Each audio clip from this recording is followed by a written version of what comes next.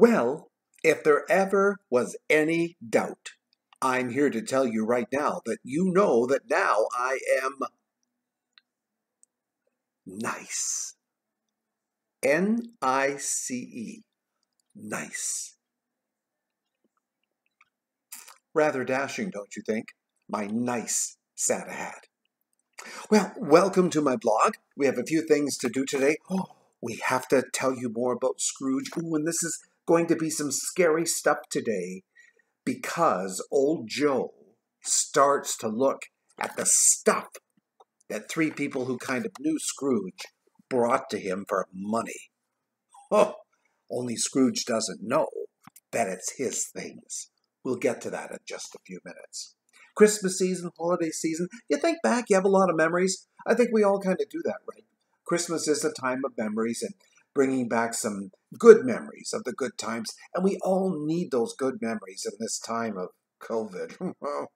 Anyways, I want to show you this little picture. This was a picture of me in about 1957. I'm not going to tell you how old I was then, because then you'll figure out how old I am now. But this was me. Isn't this, look at me, sitting around this Christmas tree. See, I'm playing with a little remote car there, and I've got Tinker toys, and I got a coloring book, and oh my goodness, that's me sitting in front of a Christmas tree in about 1957. Well, it was a long time ago, right? It was another century. It was like last century. Oh my goodness. I thought I'd share that with you today. It's one of my favorite pictures from my childhood. Well, we went looking for N95 masks, and hard to get. Now, there is one place that supposedly has them in our area, and you get 8 or 10 in a package for $35. And we thought, no, not right now. We'll just keep with what we've got, and we'll see if we can find something maybe a little more inexpensive on the good old internet. So we're going to try that. You know, of course, I run 2 radio stations, right? And you'll see that in the description down here, or go to the About column, and it will tell you a little bit there, the About heading that's on the top. But I have 2 stations. One is Swish, Swissh, and the other is Starlight, Starlite. You get to both of those stations if you want to have a quick look and listen. Swish, Swissh.ca. And anyhow, I do have to pay rights for music on those stations, and they're all Christmas music right now. Lovely to listen to. So this company I have to deal with rights. Every year, I've been doing this for more than 10 years. Every year, there's some, I don't know, mix-up or something, I don't know. I don't know how this company stayed around that long. Today, they send one email, said do this. 40 minutes later, another email, no, don't do that, do this.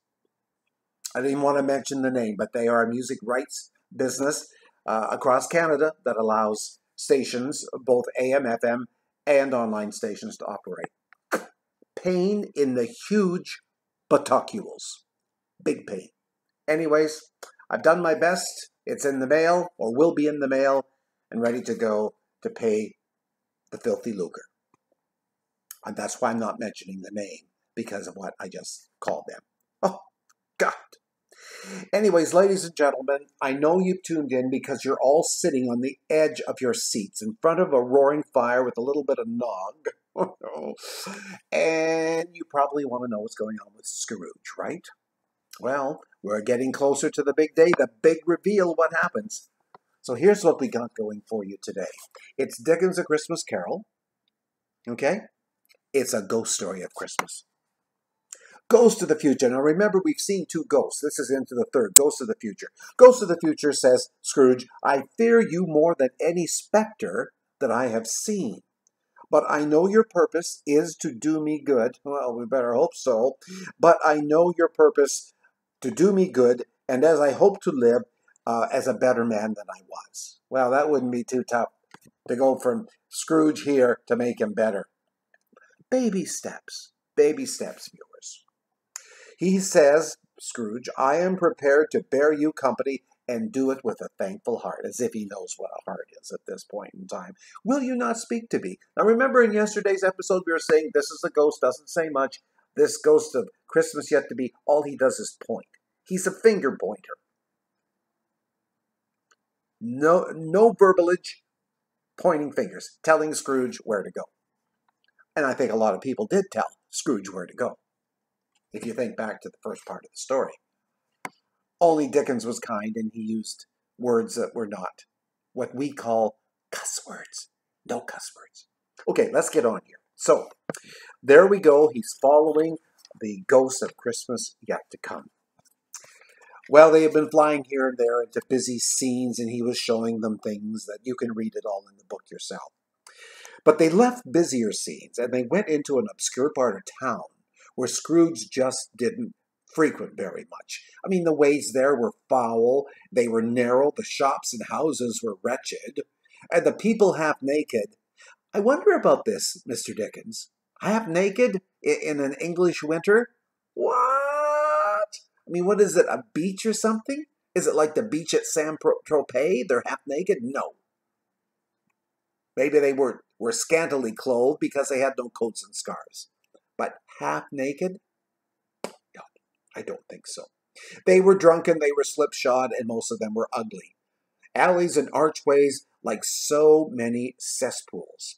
And this is where the ghost was taking him, right? A real charming ghost.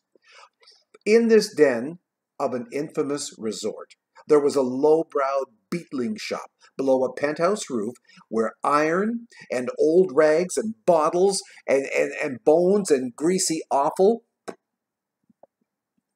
Greasy offal? Anyways, these were all piled up, and there were hinges and chains and files and scales and weights and iron refuse of all kinds. Let's make that refuse, not refuge. Entirely different meaning. Iron refuse of all kinds. Secrets that few would like to scrutinize were bred and were hidden in the mountains of unseemly rags. I am sorry, viewers, that I have to share some of these words with you. Well, Scrooge and the Phantom came into the presence of a man in this rundown, beaten, old, soggy, raggy place, okay? And a woman with a heavy bundle, a first woman, another woman, and a man all came in. Well, they all had stuff to sell to old Joe. Now, old Joe made his business selling this crap. Yes, he did. So they were all kind of yelling against themselves as to who would go first. And this one old woman, she said, I don't mind going first. I have no problem with that. But the gallantry of her friends, according to Mr. Dickens, would not allow this. And the man in faded black, mounting the breach first, produced his plunder. And this was the undertaker. He had extensive sleeve buttons. He had a pencil case, and he had a brooch that was of no great value at all, apparently. So Joe looked at what he had, said this is what he would give him, and he etched it on the wall. That's how he kept his accounts. He did it on a wall, not like in a ledger book. Boy. Mrs. Dilber was next. Oh, what a lovely lady Mrs. Dilber was. Can you just picture her in rags and awful and hadn't washed her face in weeks? Well, she had sheets and towels. She had some wearing apparel, a little bit, 2 old-fashioned silver teaspoons, a pair of sugar tongs, and a few boots. And old Joe wrote it on the wall the same way. This is what I'm offering you. And now the first woman wanted to have her bundle unwrapped. Now the other two, as I said, were very kind to let her go, for not to go first, to set a precedent. But she had to listen to what this woman had in her bag. She had bed curtains. What do you call these? Said Joe. Bed curtains? Yeah, said the woman. She was laughing, and she was leaning forward with crossed arms. They are bed curtains. She probably said, oh, they're bed curtains, Joe. You don't mean to say, said Joe, that you took them down, rings and all? Yes, I do, replied the woman. Why not? Well, I certainly shan't shake your hand when I see anything like this. Oh, for the sake of such a man he was. I promise you, Joe, said this woman, don't drop oil on those blankets now, because I promise you this is all top-rated junk, so don't put any oil or crap on them. That's what Mrs. Dilber said. And then Joe thought, these are his garments? His blankets? Well, who else you think they would be? Said the woman.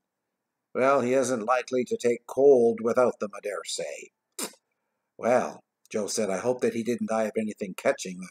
They're lying all around. As if he should worry about that. He's got piles of offal and all that other stuff, and he's worried about a couple of bed curtains. Oh, my gosh.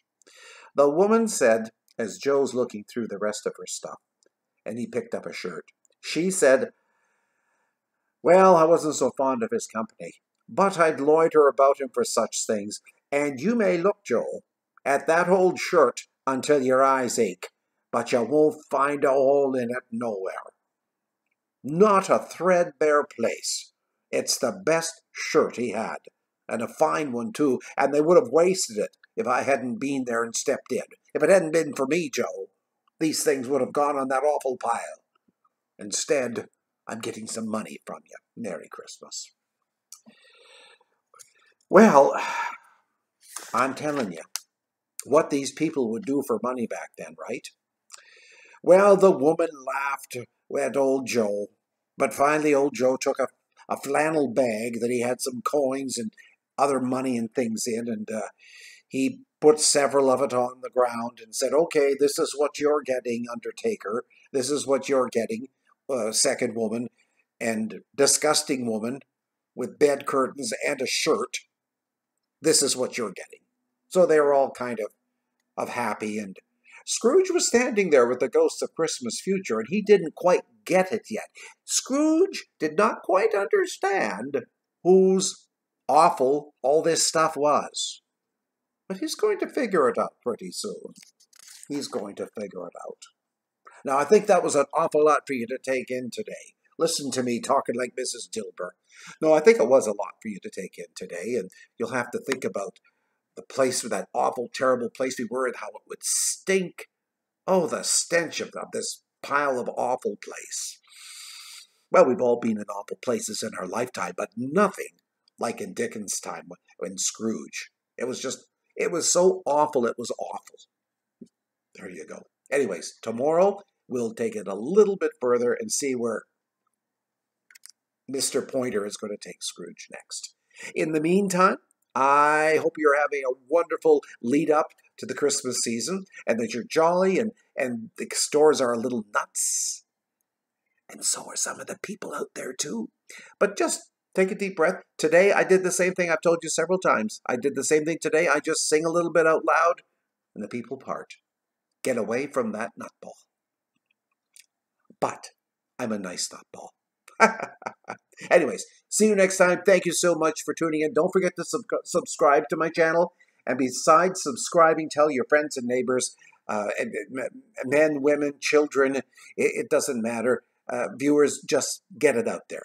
And have a little look at my Rob Reed Star channel. So until next time, this is me, the nice guy in the lovely Santa hat, saying take care and see you soon.